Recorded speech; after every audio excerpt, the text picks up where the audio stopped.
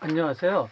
아, 이번에는 정리를 한번 해보고자 합니다. 특목고나 자사고에 관심이 있는 학부모들이나 또 학생들한테 조금 실질적인 도움이 되고자 영상을 한번 찍어 보겠습니다.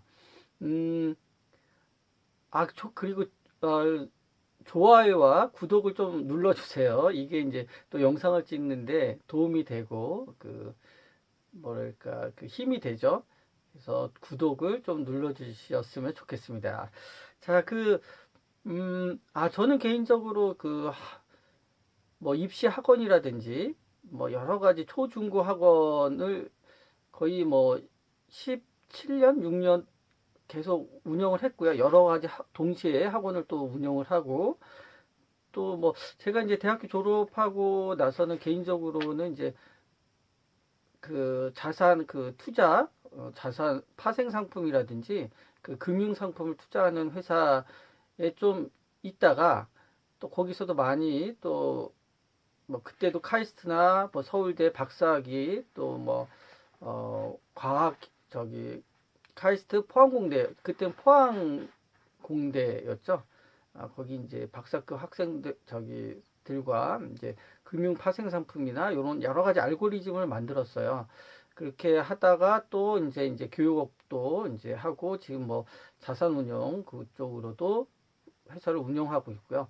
여하튼 이제 저는 좀 객관적으로 교육업에도 오래 있었기 때문에 많이 변했습니다. 예전하고 여러분들이 이제 조언을 들을 수 있죠. 주변 뭐 동네에 학부형님들이나 뭐 친인척 또 예전에 뭐 특목고를 다녔던 그런 학생들한테 조언을 듣는데 조금 주의할 사항이 있습니다. 그 조언을 들을 때 그분들이 몇 년도에 그 학생들이 특목고를 다녔느냐에 좀 조심을 하셔야 돼요. 왜냐하면 지금은 학생부 종합전형이 대세죠. 70%뭐 이렇게 되기 때문에요. 그때는 이제 수능으로 갔을 겁니다. 수능이나 아주 옛날에는 뭐 학력고사 이런 세대가 있죠.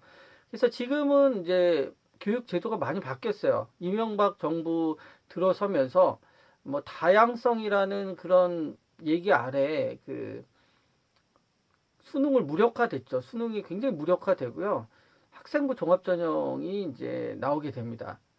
이 부작용이 굉장히 많습니다. 제가 뭐 나중에 말씀을 드릴 기회가 있으면 말씀드리겠는데 어쨌든 그럼 좀 주의해서 정보를 들어보셔야 돼요. 정보도 하나의 정보만 들으면 잘못된 정보를 알고 있을 수가 있으니까요. 어쨌든 오늘은 좀 정리를 특목고에 관심 있는 학생들과 부모님들, 그다음 일반인들도 좀 상식적으로 알아야 되니까 좀 말씀을 드려보겠습니다.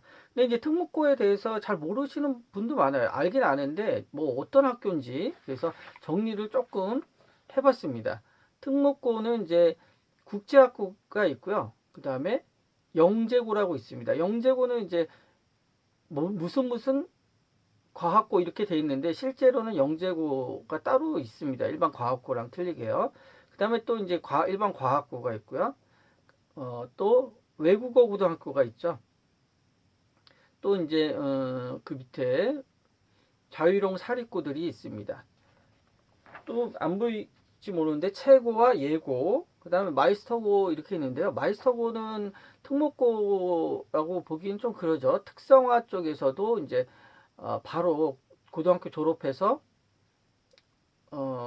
사회 진출해서 직업을 갖는 그걸 목적으로 하기 때문에 조금 우리가 알고 있는 특목고는 틀리고요. 특성화고에 넣어야 되겠죠. 분류를. 그래서 국제고는 말에 다 들어 있습니다. 국제고는 이제 국제적인 소양을 가진 학생들을 모아서 이제 재능을 더 이제 높여서 뭐 이제 국제적인 인물로 만든다. 여러 가지 외교나 무역이나 뭐 여러 가지가 있죠. 이 국제고는 외국어가 좀 중요합니다. 외국어를 좀 잘해야 되겠죠. 중학교 때. 그다음에 영재고는 말 그대로 영재성이 있으면 됩니다. 중학교를 졸업하지 않아도 돼요. 중2 때도 들어갈 수 있습니다. 이 영재고는요. 들어가면 동시에 졸업한 걸로 봐요. 굉장히 특별법이죠. 특별한 규정이고요. 그 다음에 과학고가 있죠. 일반적인 과학고. 영재고랑 과학고랑 틀린 게 뭐냐면 좀 몇 가지가 있는데요. 이제 제일 틀린 건 영재고는 전국 단위에서 뽑습니다. 전국 단위에 이제 그다음에 과학고는 그 지역에서 뭐 서울이면 서울과학고 서울에 있는 지역에 있는 학교를 가야 되고요. 근데 영재고가 들어가기 어렵죠. 영재고가 일반적으로 수준이 더 높다고 이렇게 보고 있죠. 그다음 외국어고 당연히 알다시피 뭐 무슨 외고 이렇게 되어 있습니다. 그다음에 이제 사립고도 이제 자유형 사립고인데요. 이것도 두 가지 종류로 나오죠. 광역 전국을 대상으로 하는 그러니까 그 입시 전형이 전국의 학생들에서 뽑을 수가 있습니다. 그런 저희 자사고가 있고요. 그 지역 서울 장운고 같은 경우는 서울에 있죠. 그래서 서울 지역의 학생을 대상으로 뽑는 거고요. 그다음에 그 하나고 같은 경우는 전국 대상이죠. 전국구 대상으로 뽑습니다. 그 입학은 어쨌든 전국을 대상으로 하는 학교들이 그 들어가기 어렵죠. 문턱이 높습니다. 일반적으로요. 자, 그렇게 돼 있고요. 국제고의 입시는 가을부터 시작하고요. 중학교 중3 때 가을에 입시 전형이 시작됩니다. 원서를 그때 넣어야 되겠죠. 영재고는 제일 빨라요. 봄에 시작합니다. 그다음에 일반적인 과학고는 여름에 시작하고요. 외국어고도 가을에 시작하고 자사고도 가을에 시작합니다. 근데 입학에 대해서는 다음 기회에 어떻게 하면 힘듦에도 불구하고 가고자 하시는 분들도 꽤 있을 거예요. 그래서 그거는 따로 정리해서 입학에 대해서는 또 말씀드릴 기회에 또 따로 하고요. 어쨌든 이 학교들은 들어가기가 영재고는 지금도 들어가기 어렵습니다. 그죠? 영재고는 이제 입학 전형이 1차, 2차로 나눠서 캠프도 해야 됩니다. 캠프도 해야 되고요. 그다음에 영재고는 보통 이제 추천이 필요해요. 그냥 그러니까 한 학교에 한 명 추천 정도 받습니다. 그 다음에 품행도 발라야 되고요. 아무리 뭐 똑똑하다고 들어가지는 않아요. 똑똑한 거 플러스 기본이고요. 선생님들의 평판이 좋아야 됩니다. 추천이 있어야 돼요. 교장 선생님의 그 모범이 되고 거기 입시 요양이 써 있습니다. 그렇게 예의가 발라야 되고요. 아주 구체적입니다. 인성을 본다는 거죠. 인성이 좀 있어야 된다 하면서 여러 가지 그런 것들이 있죠.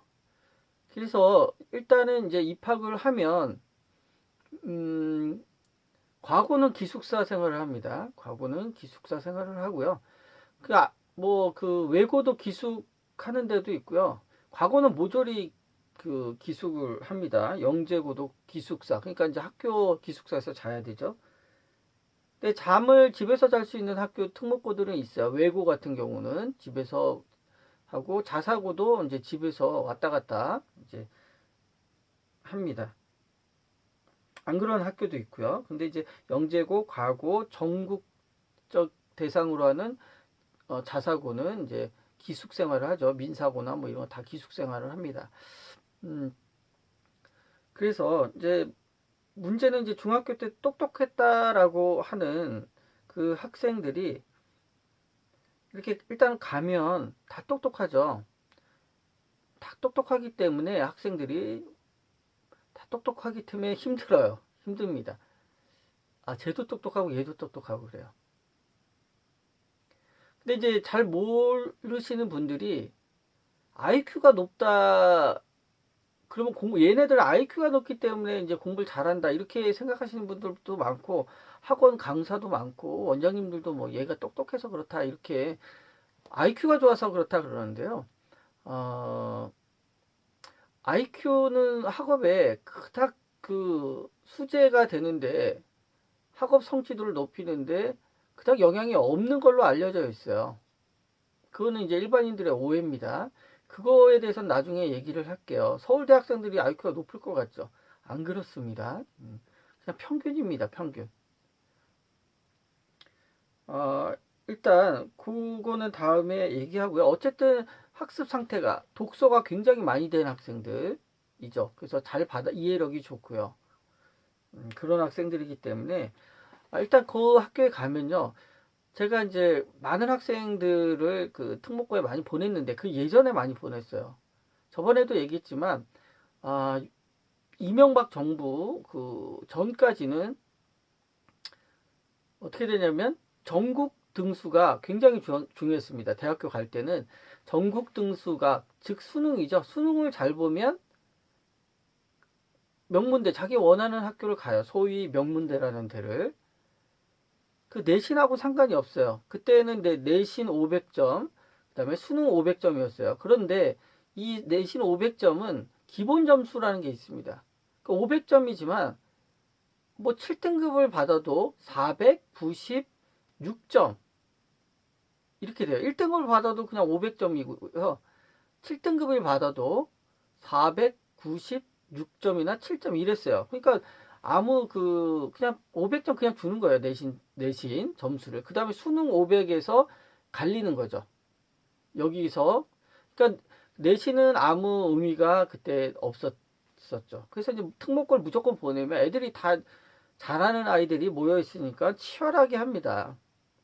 치열하게 공부하는 거니까 자극을 받아서 서로 열심히 하는 거죠. 그러니까 뭐 막말로 전국 꼴등을 해도 그냥 인서울 한다 이런 소리가 막 나왔어요 그때. 그러니까 그때 학부모님들도 글로 보내려고 인기가 상종가를 쳤죠. 지금은 어떠냐? 저번 1편, 2편에서도 말했지만 지금은 전국 등수가 중요하지 않습니다. 대학교 입학할 때. 그 학교에서의 등수가 중요해요. 등수가 중요합니다. 그러니까 이제 학종이죠. 학생부 종합 전형을 보면 이 학생의 뭘 보고 이 학생의 그 뭐랄까요? 성취도, 적성, 뭐 가능성을 보고 뽑는다 이렇게 돼 있어요. 그 말이 그렇지 그 학생을 어떻게 뭐 하루 잠깐 보고 그 학생이 뭐 애가 대학교 가서 무궁한 성취를 낼 수 있는지 그런 걸 어떻게 알겠습니까?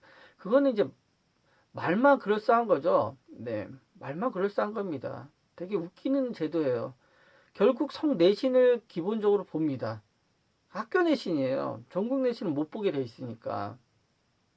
법으로 입시 뽑는 절차에서 못 보게 돼 있습니다. 학종은 되게 바람직하지 않습니다. 제가 이제 학원에 있지만 애매해요. 저는 정말 그런 거 많이 봤어요. 같은 학생인데도 뭐 낮지도 않은데 그 서울대 무슨 과를 가고요. 얘는 원광대 학교를 가요. 그러니까 학교 좋은 학교죠. 원광대를 나쁘다 보는 건 아닌데요. 좋은 학교입니다. 그런데 얘가 사실 더 B가 학생이 더 낫다고 저는 보는데 성실하고 더 아이도 열심히 하고 근데 성적은 비슷한데요. 얘는 A는 B 학생에 비해서 성실하진 않았습니다. 그렇게 물론 열심히 했겠죠. 열심히 했죠. 근데 이제 그 인성도 그렇고 B 학생이 돼야 되는데 같은 학과를 넣었어요. 서울대 자소서를 저 썼는데 같이 이 들으면 안 되는데 걔네가. 근데 어쨌든 제가 보기에 엉뚱한 학생이 학종으로 붙었어요. 그런 게 너무 많아요. 깜깜이죠, 깜깜이. 정말 좀 불편합니다. 학종은 부정부패가 없을 수가 없어요. 뭐 없을 수가 없습니다. 어쨌든 뭐 그런데 이 학생들이 그러니까 그 좋은 학교에서 내신이 안 나오죠. 1편, 2편에서도 말했지만 제가 하나고 보낸 학생 마포에서 그때는 보냈는데요. 전교 뭐 1등이었죠. 어쨌든 중학교 때. 근데 그 학교 가서요. 1학년 때 문과, 이과 같이 할 때는 별로 성적이 5등급 정도 됐어요. 그 하나고 가서. 그런데 이제 2학년 들어가면서 이과, 문과 나뉩니다. 그 문과, 이과로 가면서 아이가 5등급에서 7등급으로 떨어져요. 기숙사 생활을 하죠. 하나 보니까. 그래서 얘가 이제 그 토요일, 일요일은 학교에 이제 집으로 돌아오는데 오면 또 과외를 하죠. 그 학교에서 내신을 올리려고 엄청 합니다. 공부도 엄청 많이 해요. 주말에 뭐 잠깐 부모님하고 같이 시간 보내고요. 계속 과외 받는 겁니다. 과외 받고 학원 수업하고. 근데도 안 올라와요. 성적이 안 올립니다. 중학교 때 전교 1등이었는데요. 그 부모님하고 그 상담을 하는데, 아니 우리 애가 그렇게 열심히 하는데도 안 올라요. 막 계속 그 푸념을 하시죠. 그럼 이제 저는 이제 조심스럽게 말씀드리죠. 근데 어머니, 근데 다른 학생들도 그만큼은 합니다. 머리도 좋고 공부도 잘했던 애들이 다 그만큼은 합니다, 어머니. 그래서 그 어머님은 제가 이제 반대를 했어요. 그 하나고 가는 거에 대해서. 왜냐하면 그 시험 입시 제도가 바뀌었으니까. 그 학교에서 1등급을 해야 되는데 1, 2등급을 해야 돼 인서울 합니다. 일반적으로. 그래서 반대를 했는데도 어쨌든 그렇게 흘러가서 이제 나중에는 이제 재수를 하게 되죠. 그 학생도. 그게 너무 불쌍해요. 그 특목고학 다니는 학생들은 뭐 그 조를 짜서 뭘 만들고 그래 제출해야 됩니다. 그것도 없었는데 이명박 정부 이후에 무슨 고등학생들한테 외국에서 하는 듯이 뭐 조를 만들어서 또는 동아리를 만들어서 뭘 제출하게 해요. 막 만들어서 조끼리. 근데 그 조도 열심히 하는 애가 있고 무임승차하는 애들도 있죠. 그걸로 아이들이 너무 스트레스 받습니다. 그러니까 이제 공부도 엄청 해야 되고 무슨 과제를 진짜 성인 뺨치게 만들어 가야 됩니다. 대학생 뺨치게 만들어 가요, 애들이. 밤을 뭐 거의 새다시피 해서. 그런데 결론은 7등급. 그래도 중학교 때 전교 1등이었는데 하나고 같은 경우. 그래서 정말 그걸 좀 아셔야 됩니다. 그 부모님들이 좋은 학교 가면, 좋은 고등학교 가면 애들이 좋은 대학을 갈 거다. 더 좋은 뭐 이렇게 강의를 들어서 뭐 거기 가면 학교가 좋기 때문에 과외 안 받고 학원 안 다닐 줄 아세요, 부모님들은. 전혀 아니죠. 아무리 기숙사 해도 토요일 일요일 날 돼서 부족하기 때문에 과외를 하든 학원을 하든 더 많이 다닙니다, 아이들이. 힘들어요. 아이들 힘듭니다. 외국 아이들도 집에서 왔다 갔다 학교를 왔다 갔다 하는 아이들도 그 학교가 좋으니까 특별히 가리키니까 뭘 가리키니까 학원 같은 거 과외 같은 거 안 해도 되는 줄 알아요. 근데 더 많이 합니다. 엄청 많이 하죠. 그 비용 특목고 비용에 대해서 나중에 얘기를 해드릴 건데요. 생각보다 그렇게 많이 안 듭니다. 오히려 더 덜 들다고 봐야 돼요. 그 학교 비용 같은 경우는. 그래서 그런 형편이에요.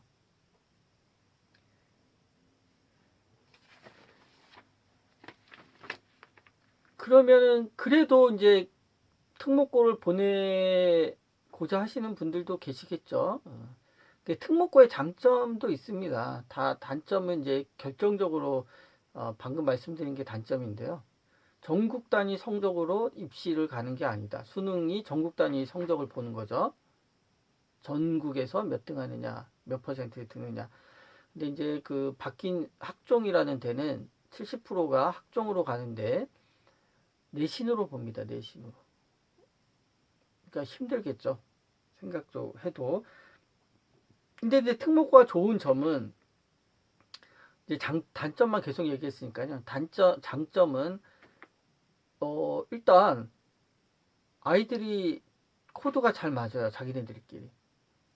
수준이 어느 정도 맞는다는 거죠. 애들이 공부를 많이 했죠. 그래서 대부분이 순박합니다. 이렇게 얍삽한 애들도 있긴 하겠지만 비율이 적어요. 엄마 아빠 말 잘 들었기 때문에 공부를 그 정도 했다는 건 엄마 아빠 말을 잘 들었던 겁니다. 중학교 때든 초등학교 때든. 아이들이 의외로 순수해요. 순진하고. 그래서 잘 맞고요. 또 이제 규칙도 잘 따르고 너무 좋아하죠. 들어가면 수업도 열의 있게 다 듣고 학습 태도가 좋죠. 근본적으로 학습 태도가 일반고 학생들보다 좋습니다. 수업 시간에 자는 학생 거의 없습니다. 그런데 일반고는요, 문제가 있죠. 고2만 돼도 한 반에 30명이 있다 그러면요, 5명 빼고 다 잡니다. 부모님들 안 믿으시죠? 안 믿어요. 지금은 믿을지 모르지만요. 우리나라 그 일반 고애들이 뭐 이제 물론 이제 목동이라든지 항상 예외적으로 강남, 대치동 이쪽 분당 학생들은 그 자는 학생들이 그냥 일반 지역에 있는 애들보단 적지만 그래도 많이 자요. 우리 옛날 부모님 세대랑 틀립니다. 이게 학생 인권이 뭐 학생 인권 그것 때문에요. 학교 선생님들이 힘을 못 써요. 깨워도 잡니다. 떠드니까 너무 떠드니까 걔네 벌도 못 세우게 돼 있습니다. 때리지도 못하게 돼 있고 손 이렇게 들고 있으면 학생 인권으로 신고하면 선생님이 제재를 받아요. 그러니까 선생님들이 능력이 없어서 그런 특목고 선생님들이 일반고 선생님보다 낫다고 생각하시는 분들 있는데요. 전혀 아닙니다. 전혀 아니에요. 선생님들은 똑같습니다. 똑같이 능력이 출중해요. 일반적으로. 특히 이제 최근에 나오시는 선생님들은요. 근데 학생 인권 때문에 그 학생 뭐 다 자고 떠들고 막 시끄러워서 이제 선생님들이 자라고 그래요. 일반고에서는요. 그러다 보니 그렇지 않은 특목고에 가면 아이들이 학업열이 높습니다. 조용하고요. 또 공부도 하고. 일반고는 그렇지 않다는 거. 일반고를 비하하는 건 아닙니다. 그 틈에서도 또 장점이 있어요. 나름 또 뭐 공부 열심히 하고요. 실상은 그렇다는 거를 좀 아셔야 됩니다. 뭐 불편한 진실이기도 하고요. 잡니다. 고등학교에서 자고 학원 가서 공부하고 이런 실정입니다. 이렇게 조퇴도 엄청 많이 해요. 부모님들 아셔야 됩니다. 옛날 같지 않습니다. 선생님들이 화내고 막 이렇게 잡으려고 해도 잡히지 않아요. 학생 인권 때문에요. 벌도 못 세웁니다. 그러니까 천방지축이에요. 어쨌든 그거는 나중에 얘기하고요. 특목고의 장점은 그거죠.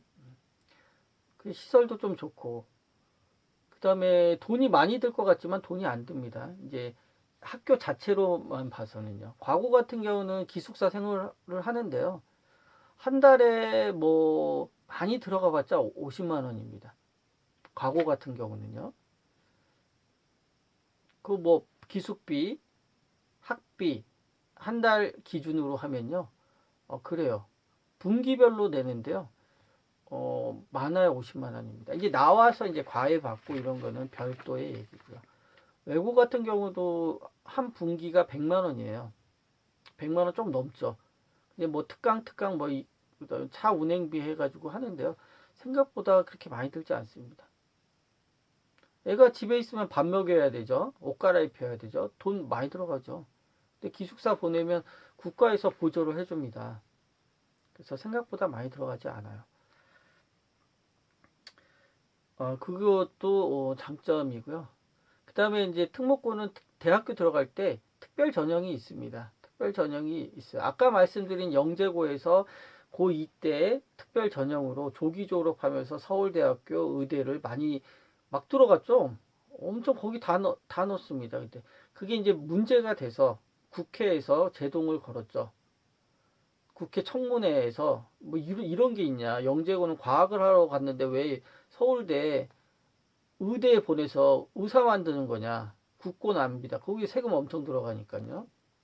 그래서 그것 때문에 제동이 딱 걸렸어요. 그 특별 전형은 거의 약화됐습니다. 뭐 그런 거 하여튼 조금씩 있어요. 특별전형이 남아 있습니다. 그리고 뭐 외고 같은 경우 보면 대원외고 막 보면 서울대 엄청 많이 들어와 있죠. 근데 그게 일반 과를 가는 게 아니고요. 외국어 특별 전형이 있어요. 탭스 뭐 이런 거, 토플 이런 걸로 많이 들어갑니다. 아이들이. 그런 걸로 그 전형 빼고 일반 과들 뭐 경영학과, 뭐 물리학과 뭐 이런 것들이 있죠. 뭐 저기 경영학과든지 뭐 국어 국문학과, 뭐 사회학과 이런 데 들어가는 거는 높지 않습니다. 똑같아요, 일반 거랑. 그 특별 전형이 있기 때문에 당연히 근데 그 학생 말 또 웃기는 게 그 학생들이 외고를 안 가고 일반고로 가도 그 특별 전형에 지원을 할 수 있어요. 그래서 그 점수로 가는 거죠. 특별 전형 외국어 특별 전형은 내신을 그닥 많이 안 보기 때문에 탭스 성적, 뭐 토플 성적 요걸 보기 때문에 그래서 뭐 서울대 많이 보냈다 그러면 와 대단하다 그럴 수 있는데요. 부모님 입장에서는 서울대 많이 보내는